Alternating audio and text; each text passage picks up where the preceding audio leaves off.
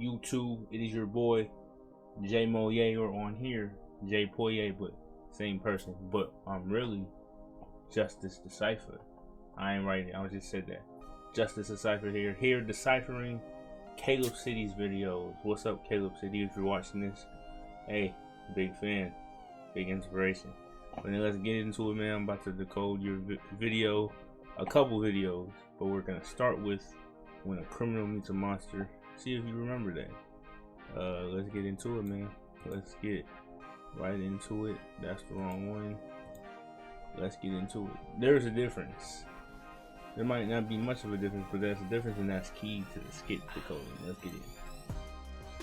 Before you buy $1 million view like this, create a faceless YouTube automation channel. What I'm gonna do is, in fact, this channel right here, I'm gonna let some of it ride. Let's turn the video. I'll stop at interesting points. Hello? Listen closer. You live on 6354 Boardfish Road. You have a pet iguana. You work at Mystic Bank and you have a net worth of around $14 million, according to our records. You see, we know everything about you, but you know nothing about us. So, the smartest thing for you to do right now. Now let's stop there. Now he just said something that would scare the mess out of him, right? It would scare the mess out of me. It would scare the mess out of any average person, right? Someone that just said, hey, we know all the information about you, and you know nothing about us. And before he proceeds to give him his punchline, he hangs up. Now, what kind of person is that? That's a person that Caleb relates to. A person that doesn't care, a person that thinks highly of themselves, a person that has confidence in themselves, a person that doesn't know fear. But in this case particularly, it's a person that just doesn't see a reason to be scared because they're fearful, or there's something to be feared, or they are, spoiler alert, the monster. Let's go back.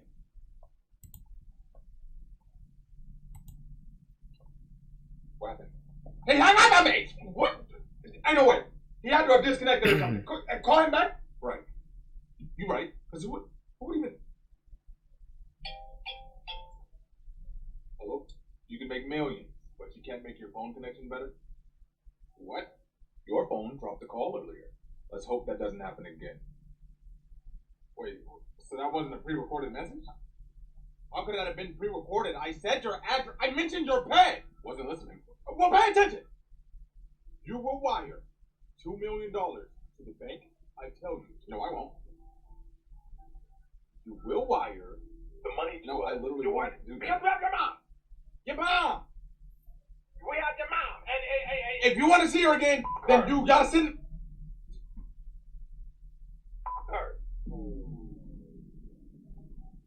This is gonna be hard. No, it's not. We gotta stop there. We gotta stop. Oh man, this is good. So we gonna stop. I'm gonna keep it there because what he just said. He said the phone hung up. He confused. They thought they were so. See, here's the deeper depths of what's going on here. These people are criminals and they're trying to scam, right? They're trying to run a scam out some money out of a person who's very superior, or at least they don't know their superiority. See, what's happening is Caleb, the other dude, the dude with the millions of dollars, the dude who works at the bank and is worth $14 million, he has a superior mind. Caleb has done a good job of acting what is a person with a superior mind, a person who thinks highly of themselves, a person who is highly confident. Because if you really think about it, let's really think about it, right? Let's really step back. I might even go back in the video. He never said anything incriminating until he never said anything to make the other Caleb scared until he said, we have your mom. And guess what? Technically, his mom ain't got nothing to do with it. His mom ain't got nothing to do with him, and that's why he said F her. He said, I don't care about my mom. What's that got to do with me? And he hasn't been threatened. For him to be scared, he has to be threatened because he is a superiorly confident person, or a rich person, or just a highly functioning individual. And most highly functioning individuals in society think like this. So the underlying title of this is really a criminal meets a rich person. Because this is the mindset of rich people. Mindset of people who are hugely successful. They're very determined. They're very focused. They're very hard cut. They don't take weak stuff. And he hasn't said anything explicitly that can be endangered of him. If you think about it, because you're watching this from your perspective, right?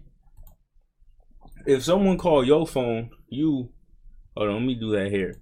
If someone calls your phone right now, what's up? If someone calls you person, because you're probably not rich, you're watching this, you're probably not that rich. So if someone called your phone and say, hey, I know where you live, I know where you work, I know all your pets, I know this, that, the third, and I know how much money you have, and now I'm going to tell you to do something, you would be scared. Why? Why would you be scared? Why? Because you feel that information is valuable to you.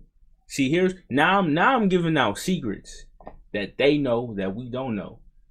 The person that Caleb was, because I don't even see a monster. I just see someone who is highly confident, who is highly functioning, and who has a superior mindset, a wealthy mindset. Because he knows my address don't mean nothing. You gonna pull up on me?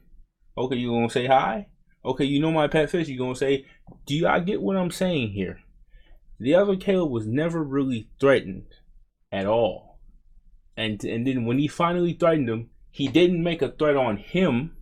He made a threat on his mother and a superiorly high person.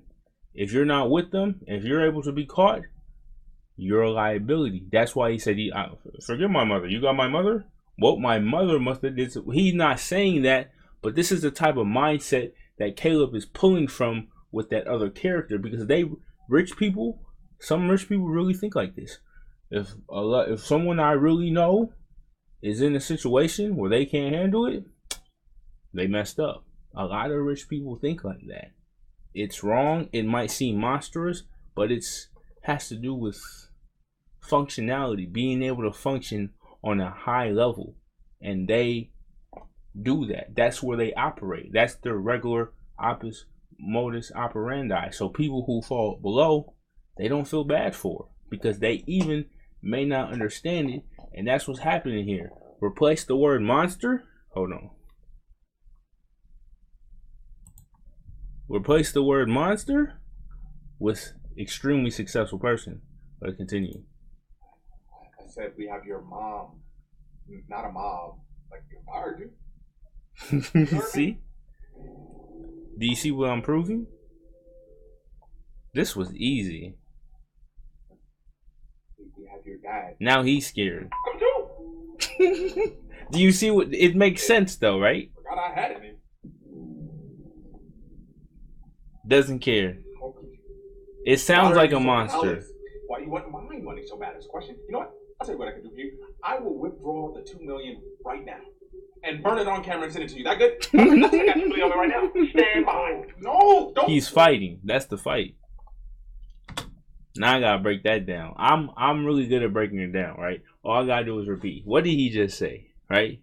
He just said, I'll take the $2 million and burn it and send it to you before I ever. In other words, what he's really saying is, if you want to fight, we can fight. Now I gotta break that down. How did I get a fight from that statement? Because he asked him to send $2 million to him. So how he's starting the fight is defiance. He doesn't want to send $2 million to him. He has better things to do with $2 million than send it to some lowly criminal. So he's gonna fight him. You know what? I'll show you. Not only will I not send it to you, I'm gonna show you that I got $2 million and I can burn it in front of your face, because I know that will hurt you, and that is the fight. Do you see? I'm really breaking this down. Like, this needs to be studied, what I'm doing. I don't know, maybe Maybe I'm making no sense. We gotta understand. He paints the picture of that person as a monster. I don't see a monster. I see a billionaire. I see Elon Musk. I see the dude who owns the Dallas Mavericks. I forgot his name. Crazy. I see a billionaire. And whoever billionaire you want, I think of them. The billionaire, the dude who owns Dallas Mavericks. I'm hoping his name will come to me. Oh, I'm streaming. I could look it up because for some reason it's really important to me. I'm not cutting this. While I do that, we're gonna watch. Alright.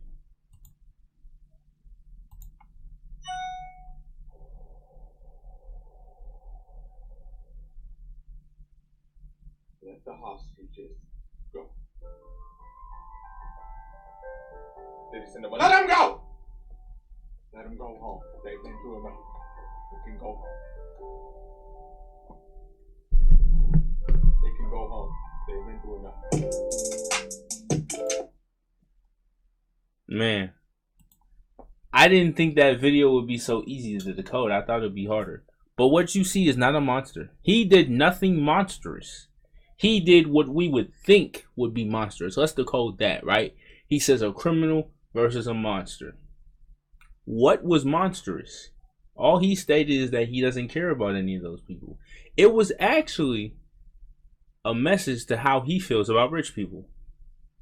Because he probably intertwines, he's probably dealt with them, and that's what they did. He was dissing rich people. He was dissing billionaires. Mark Cuban, Jerry Jones, Elon Musk.